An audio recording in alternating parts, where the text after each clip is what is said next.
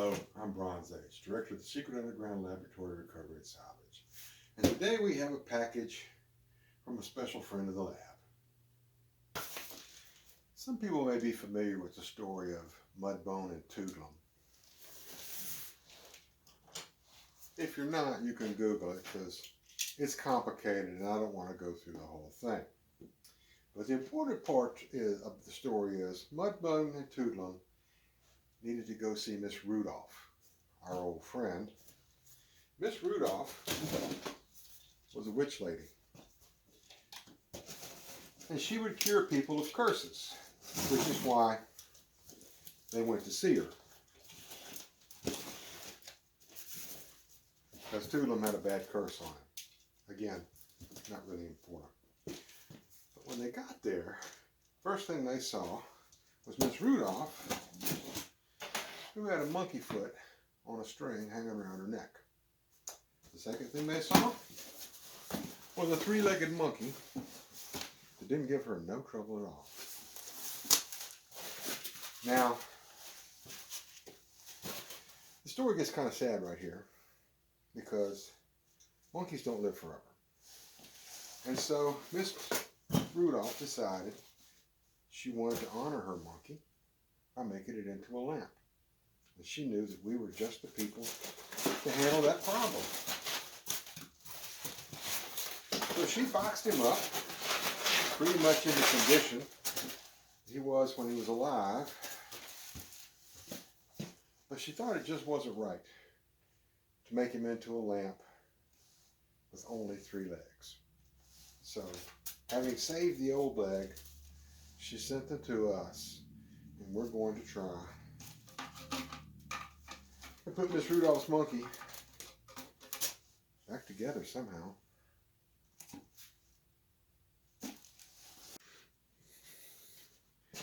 First thing we have to do, get our patient immobilized, and that's going to require putting a little reinforcement up here where he holds onto the wall.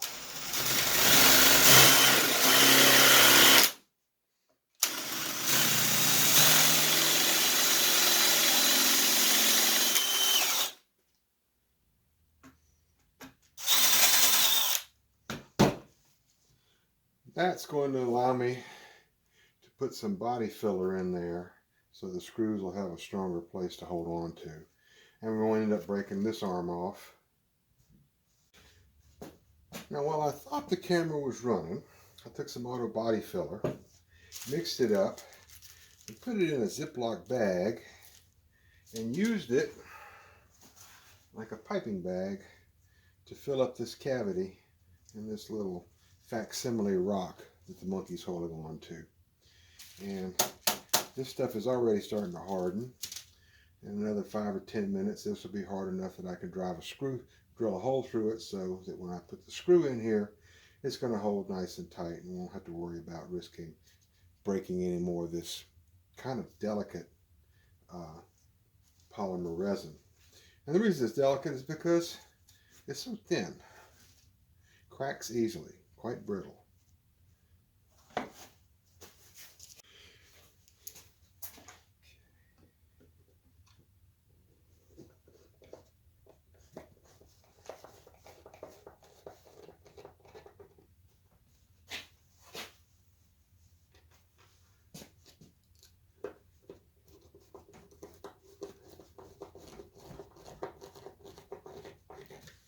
All right, gives us a pretty solid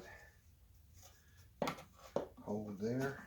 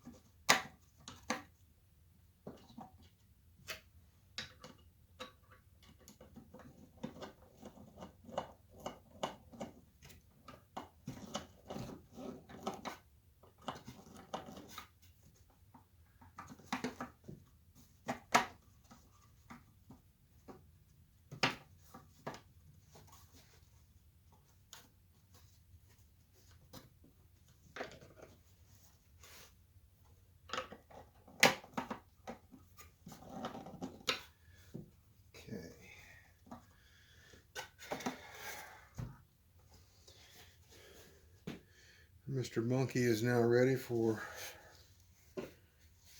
reconstructive surgery.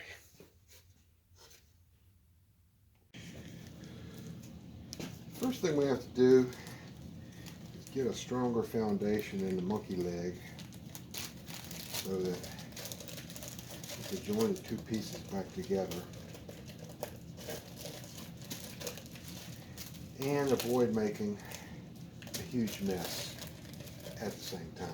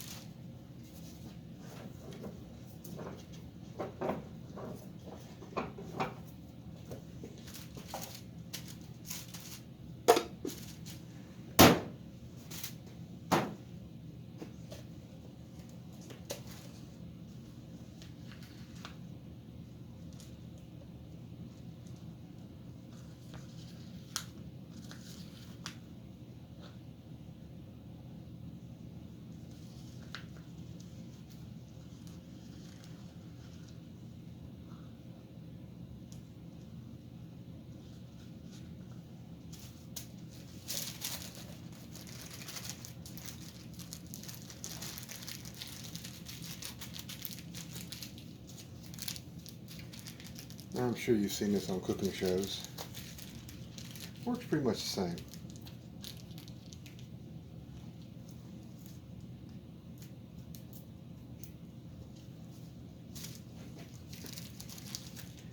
The difference is you can always wipe up the icing and start over. This stuff is not very forgiving. It doesn't like being put in the wrong place. And once it's there, you're pretty much stuck with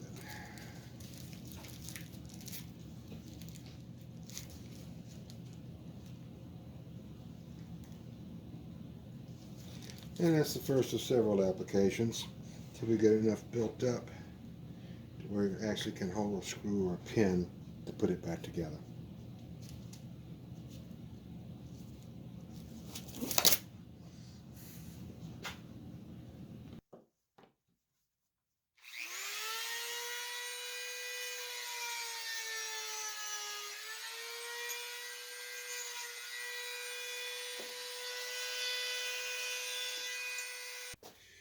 I think I've got enough filler in the leg and the body to be able to fasten them back together now. The problem is the parts where the pieces still fit together, and in order to see them, I have to have the monkey hanging upside down in this very awkward position, and makes a risk that I might actually break something else because he's being held up just by his wrist right here. Have to be very careful at this stage of the game. With a little more Dremel work, I've got it to where it still fits back together where the edges still survive. It'll be fairly snug. And I've drilled a hole in it so that a pin can hold it in place while the final body filler sets up, and stick these two pieces together for better or for worse, however well I manage to do it. And now, for lack of a better clamp, I just have to hold this without letting it move for about 10 minutes. So, see you in a little bit. One good way to tell if your mix has dried enough to be stable is look at what's left over. So I guess it's probably safe to let go of the monkey's butt now. We'll let that cure completely, and then we'll go on with the rest of the work.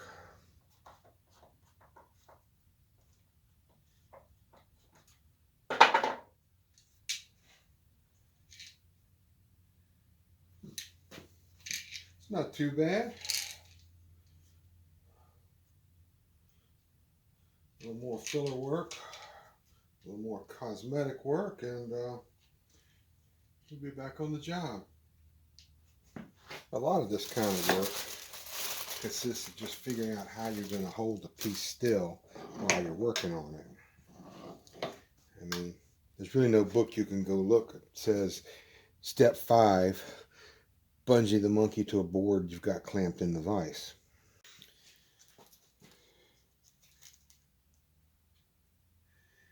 I believe we're in the home stretch of Simeon's surgery. After this, it's going to be the purely cosmetic part of making this repair match the texture of this simulated monkey fur. This material is very versatile for this kind of repair,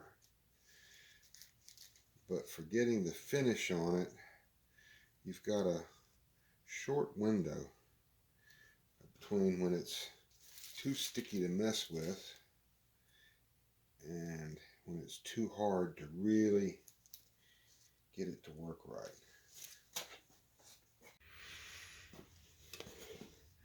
What I'm doing here is cutting off the high spots.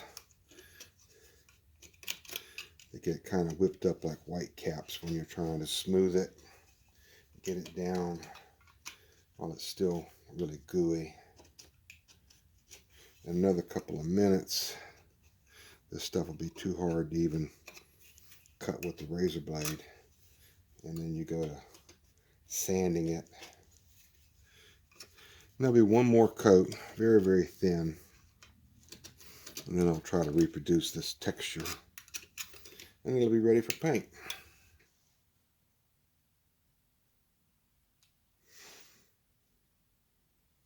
This is glazing and spot putty. It's a 1-part filler.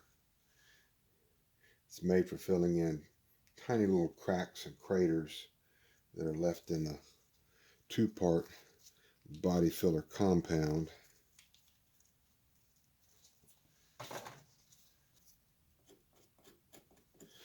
Using this dental pick that I've sharpened to a V to clean the glazing compound out of the grooves in this facsimile monkey fur. And once this sets up a little more, I'll use it to try and scratch little fur lines across all of it. We'll see how that works out.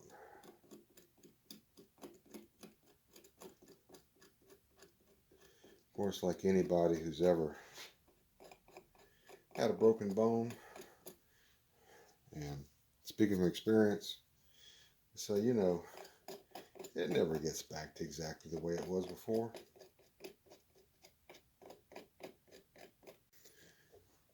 The detail probably won't come out too well on the camera,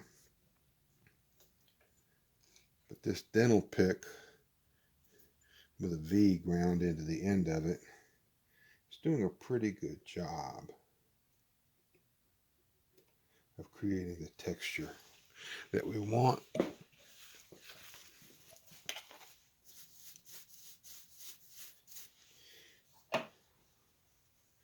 And in the spirit of the old saying that any job worth doing is worth doing poorly. At some point, I've got to stop. Let the glazing compound cure completely, and then we can paint him.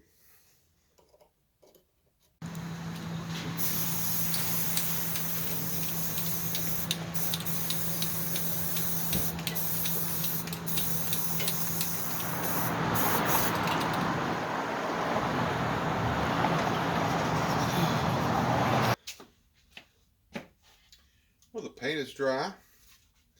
Our monkey repairs have come out pretty good. And so now it's time to turn him into a monkey lamp.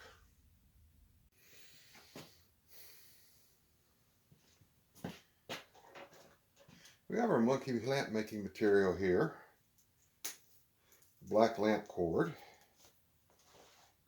A socket. The socket shell. A thumb switch. And a cord stop, which will go in the monkey's fist and allow us to adjust the bulb to any height we like.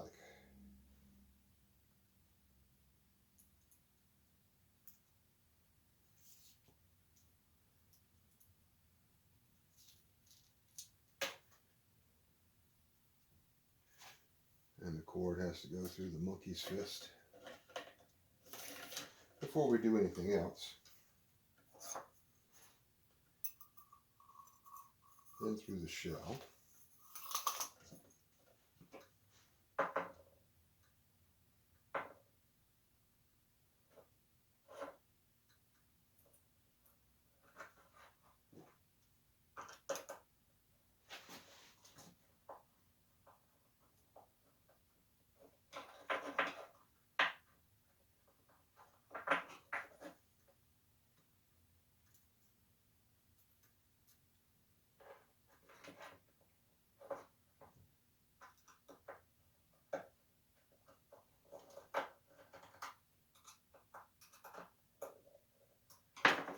Somehow this one came loose.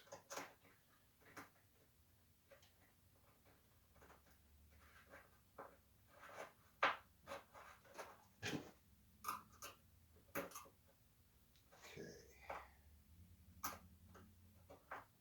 That feels good. We'll put this little green strap around here as insurance, just in case someone decides to swing on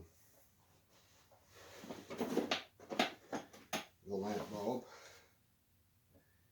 and tries to pull the cord out. We won't have bare wires flopping in the wind. That would be bad.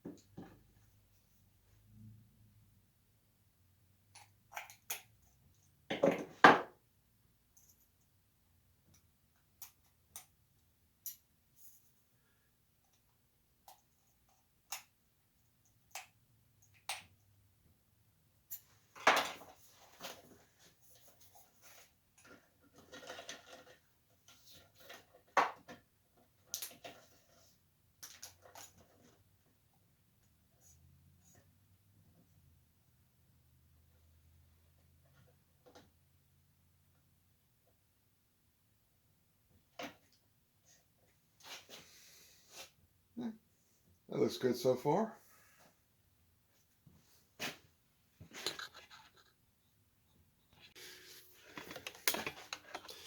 The last thing to do is to put on the cord switch. And where the cord switch goes is really just a matter of preference. Some people like it down close to the outlet. Of course, the outlet may be behind a couch, in which case I want it closer to the lamp. And anyway, but they're easy to install. You just cut away a piece of the wire.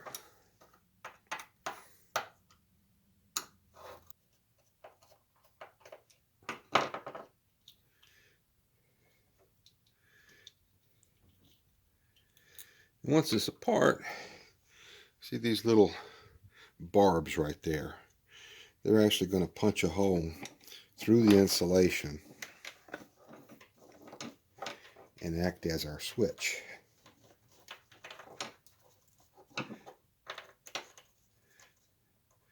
And the real trick is getting the barbs through the insulation on the first try.